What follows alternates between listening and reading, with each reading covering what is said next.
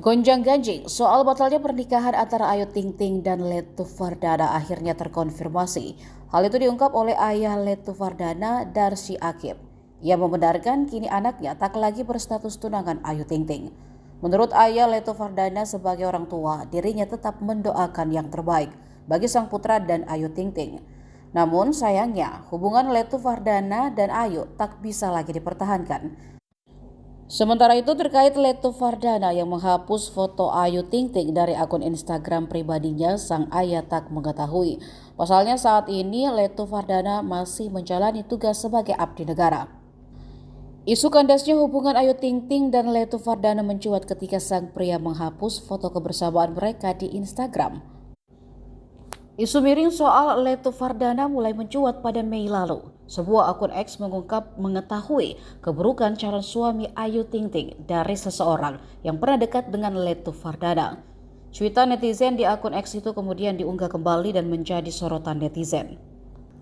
Sebelumnya Ayu Ting Ting dan Muhammad Fardana diduga akan melakukan pesta pernikahan pada November 2024 mendatang.